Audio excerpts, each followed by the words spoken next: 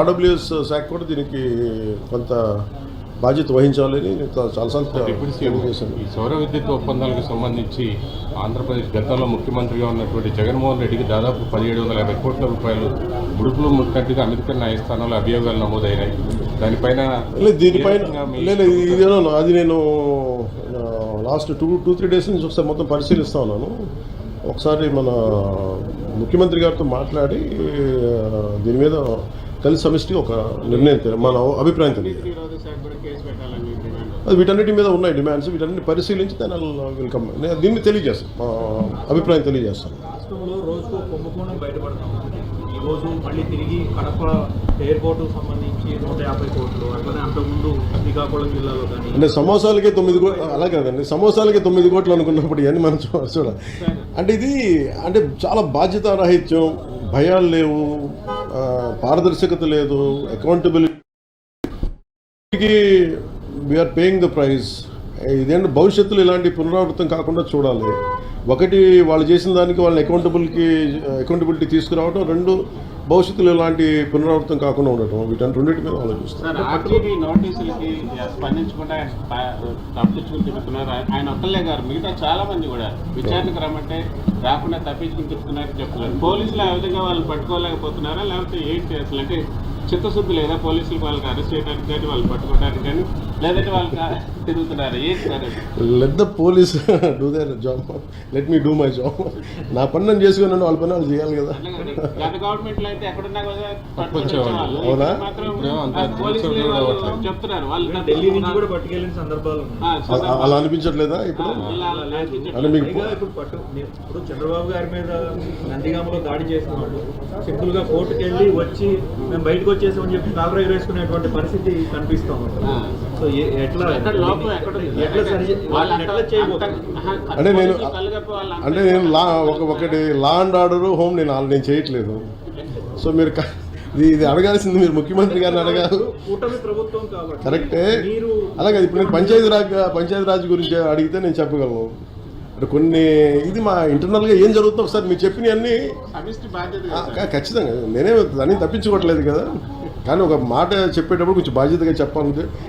So మీరు మా media మిత్రులు అడిగారు ఢిల్లీలో, ఇవన్నీ నేను ముఖ్యమంత్రి గారి దృష్టికిను హోంమంత్రి గారి దృష్టికి తీసుకెళ్తాను.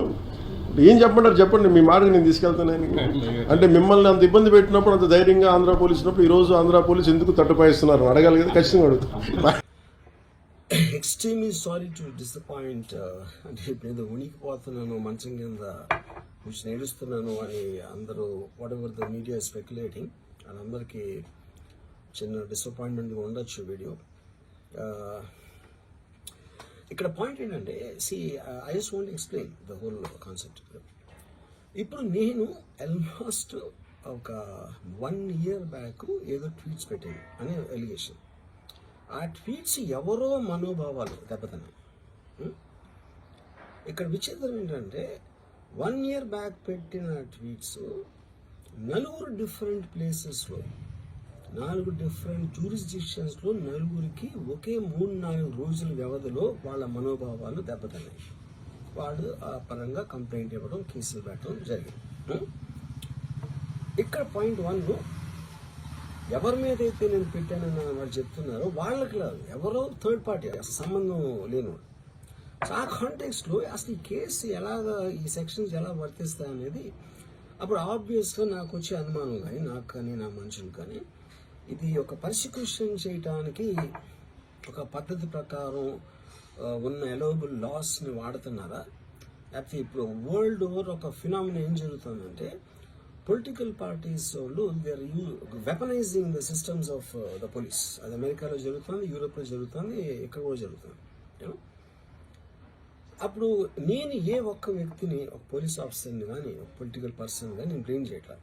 I think it happens in certain ఒక ఏమంటారు దాన్ని, ఒక వే. అది అందరూ కూడా ఎంతో కొంత అది చేయటానికి టెంప్టేషన్ ఉండొచ్చు. But eventually there is the law of the land which will take the final call. So అది that I completely agree, believe in that and I abide by that as a citizen. So ఇప్పుడు ఇక్కడ జరిగింది ఏంటి, నాకు ఒక notice వచ్చింది, నేను ఒక రిప్లై ఇచ్చాను, ఫలానా చోట ఫలానా తారీఖు నేను వస్తాను. అప్పటికి నాకు జరుగుతున్న పని ఒక ఆన్గోయింగ్ స్కెడ్యూల్ ఉంది కాబట్టి, నాకు ఫిల్మ్ వర్క్ ఉంది కాబట్టి అవ్వలేదు. అండ్ ఇట్ ఈస్ వేరే ప్రొడ్యూసర్ చేస్తాను, ఆ ప్రొడ్యూసర్కి నష్టం వస్తుంది కాబట్టి నేను మళ్ళీ టైం అడిగాను. ఇదేంటి కేసు, ఇదేం అర్జెంట్ కేసు అంటే 1 year తర్వాత ట్వీట్ చూసిన అతనికి 1 week లో అన్ని అయిపోవాలనేది ఏమన్నా మీనింగ్ ఉంటుంది అసలు దానికి? So which basically means it is being done for purposes other than the urgency of the case. ఇది అర్జెన్సీ ఆఫ్ ద కేసు అంటే మీరు మర్డర్లు గేటర్లు ఇన్ని జరిగి సంవత్సరాలు తీసుకుని